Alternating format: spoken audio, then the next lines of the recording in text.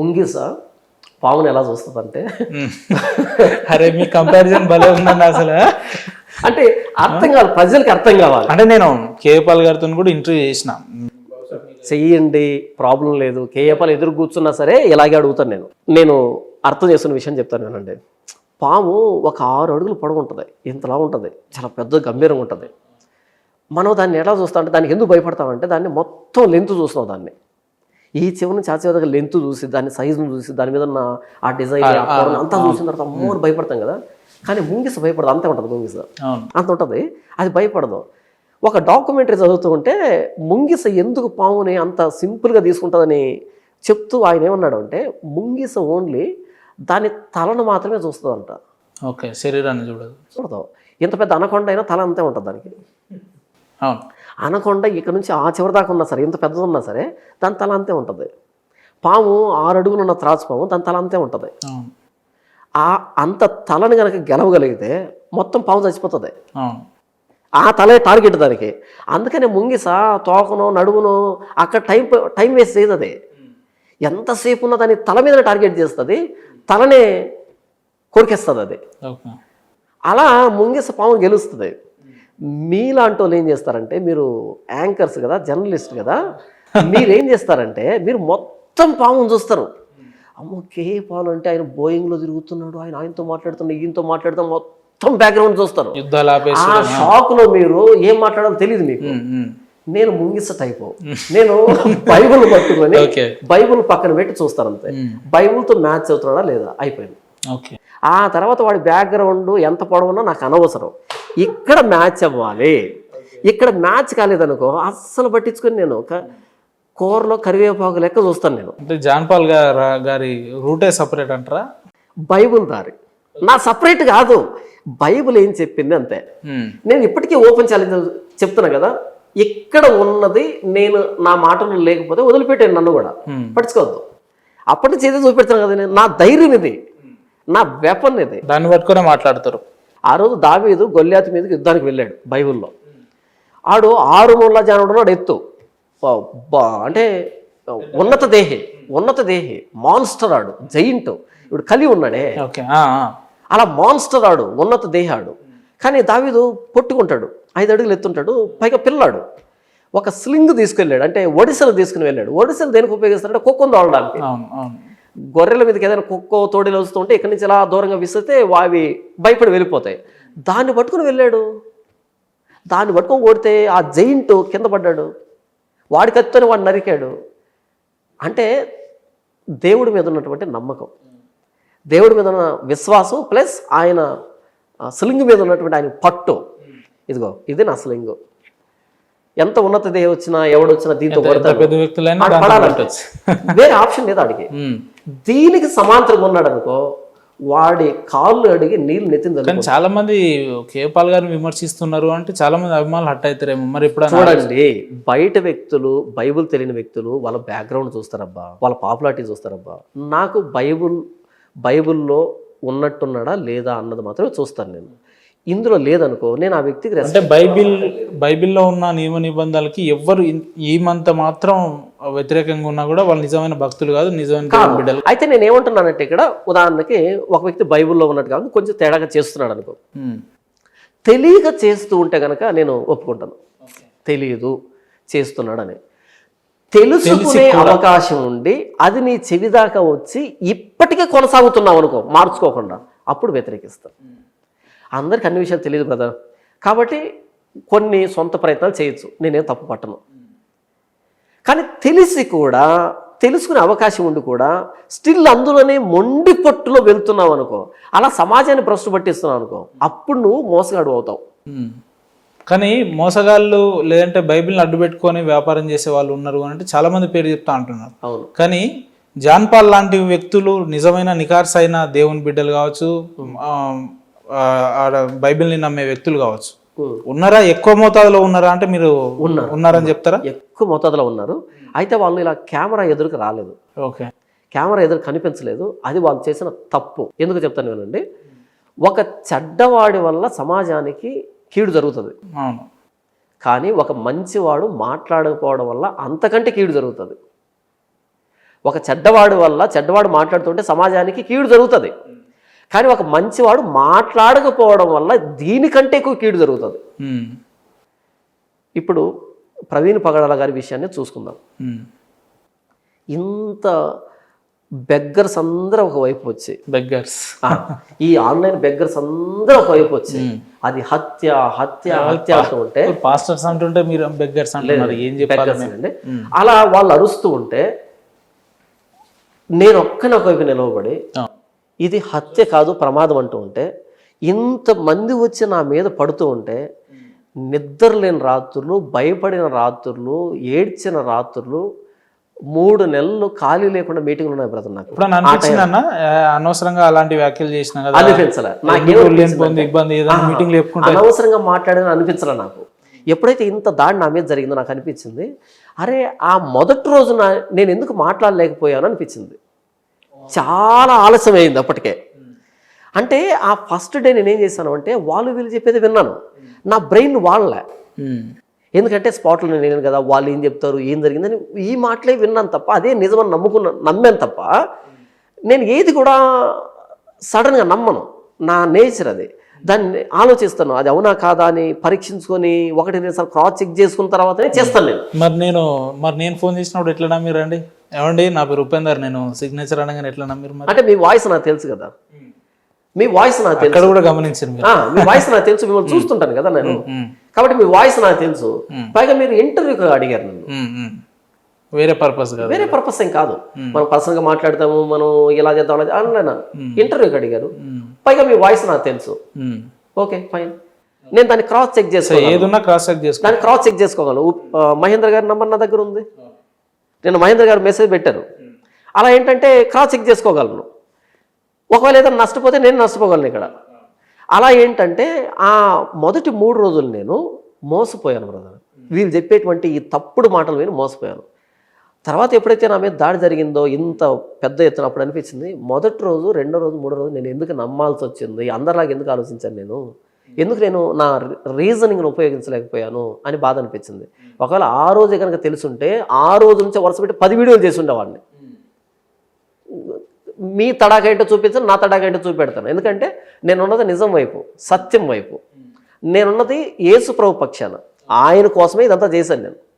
నేను ఒకటే అడిగింది యేసుప్రభుని, యేసుప్రభువా నేను ఏ ఉద్దేశంతో దీన్ని చేశానో నీకు మాత్రమే తెలుసు, ఇంకెవరికి తెలియకపోవచ్చు. చివరికి ఇంట్లో వాళ్ళు కూడా అనుమానంగా చూశారు నన్ను. అంటే ఎందుకు ఇలా అందరితో శత్రుత్వం, ఎందుకు ఇలా చేస్తున్నావు అనేటట్టుగా. అప్పుడు అది ప్రవీణ్ పగడాల గారి ఇష్యూ అంటే మామూలు బర్నింగ్ ఇష్యూ, ఎవరు ఏం మాట్లాడినా కూడా 1 minute లో ఇప్పటికీ నా క్లోజ్ ఫ్రెండ్స్ కూడా అనుమానంగా చూస్తున్నాను నన్ను. ఏది ఆడియో రికార్డింగ్లు బయటకు వచ్చి వాళ్ళ నోటితో వాళ్ళు చెప్పినప్పటికీ ఇప్పటికీ అనుమానంగా చూస్తున్న వ్యక్తులు ఉన్నారు. నాకు లేదు ఏదో తేడా అని. మనం మస్కట్కి వెళ్ళాను నేను మీటింగ్కి. మస్కట్కి వెళ్తే అక్కడ ఒక అక్క వచ్చింది, డైరెక్ట్గా ఆర్గ్యుమెంట్ అంటే గొడవ మొదలు పెట్టేసింది. అసలు ఎలా అంటారు మీరు ఒక దైవ అని మొదలు పెడితే, ఆవిడకి నా దగ్గర ఉన్నటువంటి ఎవిడెన్స్ అన్ని చూపించి మాట్లాడేటప్పటికి కూల్ అయిపోయి చివరిలో మరలా ప్రార్థన చేయించుకొని 10 రియాల్స్ చేతులు పెట్టింది. అక్కడ రియాల్స్ అంటారు కదా, ఎక్కువ మొత్తం వాళ్ళకి 10 రియాల్స్ చేతులు పెట్టింది. మరి ఇంత గొడవ ఫైటింగ్ స్టార్ట్ చేసిన ఆవిడ ప్రార్థన చేసుకుని 10 రియాల్స్ చేతులు ఎందుకు పెట్టింది? నా ఎక్స్ప్లెనేషన్ అనేది తనకు చేరలే, నేను ఎక్స్ప్లెయిన్ చేయలే. ఎందుకో తెలుసా, అలా ఎక్స్ప్లెయిన్ చేసే క్రమంలో ఆయన్ని ఇంకా నేను తక్కువ చేయాల్సి వస్తుంది. ఆయన నా సహోదరుడు, ఆయన వ్యక్తిగతంగా బలహీనత ఉంటే ఉండొచ్చు, అది ఆయనకు దేవుడికి సంబంధించింది. ఆయన నేను కించపరచడం నా ఉద్దేశం కాదు, కానీ సత్యాన్ని దాచిపెట్టడం నా ధర్మం కాదు. అలాగే ఆ క్రమంలో ఆయన కించపరచడం నా ఉద్దేశం కాదు. కాబట్టి 2 బ్యాలెన్స్ చేస్తూ నేను మాట్లాడాను. కాబట్టి నా ఎక్స్ప్లెనేషన్ అందరికి రీచ్ కాక నన్ను అపార్థం చేసుకున్నారు. ఆవిడ కూర్చోబెట్టి ఎక్స్ప్లెయిన్ చేశాను, ఆవిడే ప్రేయర్ చేసుకుంది, ఆవిడే 10 రియాల్స్ నా చేతిలో పెట్టింది. ఏం మాట్లాడలే, పిన్ డ్రాప్ సైలెంట్ అయింది, అలా కూర్చుంది అంతే. వినిపించాను, ఇదిగో చూపించాను, ఇదిగో ఇవి నా దగ్గర ఉన్న ఎవిడెన్స్, నీ దగ్గర ఏముందో చూపించన్నా, ఫినిష్. అలా కూర్చుంది. తర్వాత నేను అక్కడ 10 రోజులు ఉన్నా మస్కట్లో. మొదటి రోజు వెళ్ళినప్పుడు, 2వ రోజు ఉన్నప్పుడు అక్కడ బాగా శత్రు వాతావరణం. అంటే నా మీద ఎంత బ్యాడ్ ప్రాపగాండా చేయాలో చేసేసారు అందరు కలిసి. అక్కడ షాక్ అయ్యాను, మన పాపులారిటీ ఇక్కడ కూడా ఉందని. ఇక్కడ ఏపీలోనే మన ఫ్యాన్ ఫాలోయింగ్ ఉంది అనుకున్నాను, కానీ ఇక్కడ కూడా ఉంది అనుకున్నా నేను. ఆ రేంజ్ లో ప్రాపగాండా చేశాను నా మీద. ఎవడు ఏ టైం నుంచి ఎట్లా అటాక్ చేస్తాడో అసలు వాడు పాస్టే కాదు, ఒక పాస్ని ఎలా అంటాడో అలా అంటాడని ఓ రేంజ్ లో ప్రాపగాండా చేశారు. కాబట్టి ఫస్ట్ డే మీటింగ్లో నేను మాట్లాడుతూ ఉంటే ఇలా చూస్తున్నారు. అంటే తప్పక నేను చివరి రోజు వచ్చేటప్పుడు బాధపడుతున్నారు. ఒక ఆయన వచ్చి అన్నాడు, ఆయన మాట నేను మర్చిపోను, బ్రదర్ మీ గురించి విన్నటువంటి వాటిని బట్టి మనసులో బాధపడ్డాను, మిమ్మల్ని వ్యతిరేకించాను, మిమ్మల్ని కోప్పడ్డాను, అసలు మీరంటే నాకు నచ్చదు బ్రదర్. కానీ ఈ 10 రోజులు మీరు చెప్పిన మాట విన్న తర్వాత మీలో నిజాయితీ ఉంది కదా అన్నాడు. నిజంగా ఇలాంటి మాటలు ఎన్నో ఆ రోజు వ్యతిరేకించారు కదా. రీసెంట్గా 3 రోజుల క్రిందట ఒక ఆవిడ ఫోన్ చేసింది, హైదరాబాద్ నుంచి ఫోన్ చేసింది. బ్రదర్ మరలా మీరు ఎప్పుడు మీరు హైదరాబాద్ వస్తున్నారు? ఏమ్మా ఎందుకు అంటే మిమ్మల్ని కలవాలి. ఎందుకు అంటే కలిసి క్షమాపణ చెప్పాలి. దేని గురించి అన్న. ఆ రోజు మీరు ప్రవీణ్ పగడాల విషయంలో మాట్లాడితే బ్రదర్ అంతవరకు నా మెసేజ్ వింటూ ఉంది రెగ్యులర్గా. ఎప్పుడైతే అది మాట్లాడానో సడన్గా స్టాప్ చేసేసింది, వినడం మానేసింది, పక్కన పెట్టేసింది. తర్వాత మన అభినయ దర్శన పుణ్యమా అని ఆ ఆడియోలు బయటకు వచ్చేటప్పటికి ఫోన్ చేసి క్షమాపణ చెప్తున్నా బ్రదర్, మిమ్మల్ని అపార్థం చేసుకున్నాను, క్షమించండి బ్రదర్. చూసిర్రా, మీరు పొద్దున్న లేస్తే అభినయ దర్శన్ గారిని తిడుతురు కానీ ఆయన ఒక రకంగా సేవ్ చేసి అనుకోవాలి మిమ్మల్ని. ఇక్కడ మీరు అంటారు కదా అభినయ దర్శన్ పుణ్యమా అని అంటే ఇప్పుడు ఒక రకంగా మిమ్మల్ని కొంత మేలు చేసినట్టే కదా. మేలు చేశాడంటే నేను నా దేవుడిని అడిగాను, యేసుప్రభుని అడిగాను, యేసుప్రభు నేను మీకోసమే ఆ విశ్వసనీయత కోసం, క్రైస్తవ యొక్క విశ్వసనీయతను కాపాడడం కోసం అందరూ ఒక కొట్టుకొని పోతుంటే అబద్ధంలో నిజం చెప్పడానికి, ఇటు వీళ్ళని వెనక తీసుకుని రావడానికి నిజాన్ని నమ్మని తప్ప అబద్ధాన్ని మనుషులు సృష్టించినటువంటి కల్పితాన్ని నమ్మకండి అని ఇటు నా సమాజాన్ని జాగృతం చేయడానికి, ఇటు బయట సమాజానికి కూడా ఒక విషయాన్ని బ్రదర్ అందరూ మనలాంటి వాళ్ళే చూడరు, ఇంటలెక్చువల్స్ ఉంటారు, మేధావులు ఉంటారు, వాళ్ళు కూడా అబ్జర్వ్ చేస్తారు. ఇదేంట్రా ఎవ్వరూ ఖండించట్లేదు దీన్ని అని అనేవాళ్ళు కూడా ఉంటారు, చూస్తూ ఉంటారు. అలాంటప్పుడు మనం ఖండించినప్పుడు క్రైస్తవం పట్ల విశ్వసనీయత ఉంటుంది కదా. ప్రభు నేను ఏ ఉద్దేశంతో నేను అలా మాట్లాడానో మీకు తెలుసు, నేను ఎదుర్కొంటున్నటువంటి పరిస్థితి ఏంటో మీకు తెలుసు. 3 నెలలు ఖాళీ లేకుండా 3 నెలలు మీటింగ్లు ఉన్నటువంటి వ్యక్తిని అమాంతం కింద పడిపోయి మీటింగ్ లేకుండా మొత్తం క్యాన్సిల్ చేశారు బ్రదర్. టపీ మీటింగ్ క్యాన్సిల్ చేసి పడేశారు. వద్దు నువ్వు రావద్దు మా చర్చికి అనేటట్టుగా. ఎంత బాధపడ్డాను అంటే ఒకటే అనుకున్నాను, నన్ను కూలగొట్టాలి అంటే నన్ను ఆ రోజు నిలవబెట్టిన దేవుడే కూలగొట్టాలి. ఇలా మీటింగ్ క్యాన్సిల్ చేసుకుంటేను నా మీద బూతులు మాట్లాడితేను కూలిపోయేటట్టుగా ఉంటే ఇక దేవుడు ఎందుకు? అసలు జానపద అనే వ్యక్తిని నిలవబెట్టాల్సిన దేవుడే, పడగొట్టాల్సిన దేవుడే, వీళ్ళు కాదు, వీళ్ళ మాటలు కాదు అనేటట్టుగా ఆయన ప్రార్థన చేస్తాను. ప్రభువా నేను ఏం ఉద్దేశంతో మాట్లాడాను నీకు తెలుసు, ఈరోజు నేను ఏం అనుభవిస్తున్నాను నీకు తెలుసు, అంతా నువ్వే నీకోసం చేశానేది. ఈరోజు వాళ్ళ ఎదురుగా నన్ను అవమానపరుస్తావా, నన్ను తలదించుకునేటట్టుగా చేస్తావా? వాళ్ళు నన్ను వెక్కిరిస్తున్నారు. 3 నెలలు మీటింగ్ని క్యాన్సిల్ చేశానని వెక్కిరిస్తున్నారు, గేలు చేస్తున్నారు. నన్ను అవమానిస్తావా, అవమానానికి అప్పగిస్తావా అంటే అప్పుడు పడింది మీటింగ్ మస్కట్కి. డైరెక్ట్ అక్కడే మస్కట్కి 10 రోజులు మీటింగ్ పడింది. బేసిక్గా షాక్ అయ్యాను. ఎంత ఇస్తారన్నా మీటింగ్ లేకపోతే ఏమన్నా మీరు చార్జ్ చేస్తారా? పర్టికులర్ వాళ్ళ సామర్థ్యం, వాళ్ళ స్తోమత. అంటే ఇప్పుడు కొందరు ఫ్లైట్ టికెట్లు పెట్టుకొని ఇవ్వరు బ్రదర్, కొంతమంది ఇవ్వరు.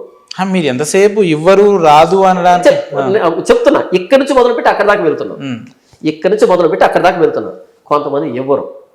ఓకేనా అన్న, వాకింగ్ ఇవ్వకపోయినా చెప్తారా అంటే నేను డబ్బు కోసం ఎప్పుడు చెప్పలేదు బ్రదర్. నా ఆనందం ఎక్కడ అంటే ఆ వేదిక మీద నిలబడి యేసు ప్రభుని వర్ణిస్తూ ఉంటాను చూసావా, వాక్యాన్ని వర్ణిస్తూ ఉంటాను చూసావా, అదే నాకు ఆనందం.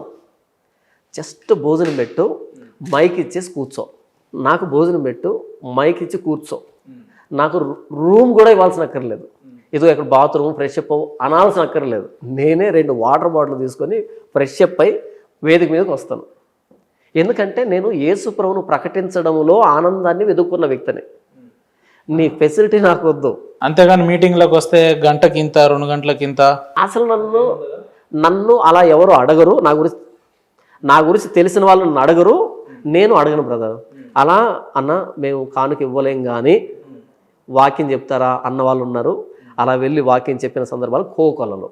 అలాగే ఒక్క ప్రసంగానికి 40,000 రూపాయలు కానుకిచ్చిన వాళ్ళు ఉన్నారు. ఒక్క ప్రసంగం కూడా లేకుండా 1,00,000 రూపాయలు కానుకిచ్చిన వాళ్ళు కూడా ఉన్నారు. ఏమీ ఇవ్వనటువంటి స్థితి నాకు తెలుసు. హైయెస్ట్ తీసుకున్నటువంటిది నాకు తెలుసు. ఈ మొత్తం ఇక్కడ నుంచి ఇక్కడ దాకా ఎక్కడ కూడా నాకు ఇవ్వండి అని అడిగినటువంటిది నా దగ్గర లేదు. ఇలా ఏంటంటే బ్రదర్, ఏమీ ఇవ్వనటువంటి దగ్గరికి వెళ్ళాను, లక్షల్లో ఇచ్చిన దగ్గరికి వెళ్ళాను. అలాగే నా దగ్గర ఉంది అని నేను చెప్పట్లేదు, లేదు అని నేను చెప్పట్లేదు. నేను డబ్బును బట్టి ఏ రోజు వాక్యం చెప్పలేదు, పరిచయం చేయలేదు. నేను ఎన్ని చర్చిలు ఉన్నాయా, ఏమన్నా చర్చిలు ఉన్నాయా, ఎన్ని చర్చిలు ఉన్నాయి మనకు? ఒకటే చర్చ్ బ్రదర్, నాది ఒకటే చర్చ్. మొత్తం అందరు కలిస్తే 70 మంది వస్తారు, లేదా 90 మంది వస్తారు, అందరూ వస్తారు. కానీ నా పల్లెటూరు కాబట్టి షిఫ్ట్లు లెక్క వస్తారు. ఈ వారం కొంతమంది వస్తే నెక్స్ట్ వారం కొంతమంది, అలా ఫ్లక్చువేట్ అవుతుంటారు. 50 మెంబర్స్ ఎదురుగా ఉంటారు. అందులో 30 మెంబర్స్ ముసలోళ్ళే, మిగతా వాళ్ళు చిన్నపిల్లలు ఉంటారు. కాబట్టి ఏంటంటే ఏం చేస్తారు, ఒకవేళ మీరు ఇందాక అన్నారు కదా ₹1,00,000 వస్తాయి ఎగ్జాంపుల్ అని చెప్పి, ఒకవేళ అలా ఎక్కువ మోతాదులో పైసలు వస్తాయి, అంటే ఏమన్నా ఫౌండేషన్ లేదా ఏమన్నా దేవుని పేరు మీద ఏమన్నా కార్యక్రమాలు అలాంటివి ఏమైనా చేస్తుంటారా, లేదంటే ఎట్లా అవి? లేదు బ్రదర్, దేవుడి పేరట కార్యక్రమాలు అనేవి నేను ఏదో చెప్పి అలా చేయను. కానీ నాకు ప్రేరేపణ వస్తే వాళ్ళు కష్టాలు ఉన్నారంటే నా వ్యక్తిగతంగా నేను హెల్ప్ చేస్తాను, అంతే. అంతమించి నేను అది చేస్తున్నా ఇది చేస్తున్నా చెప్పను, అయితే చేస్తాను, ఖచ్చితంగా చేస్తాను.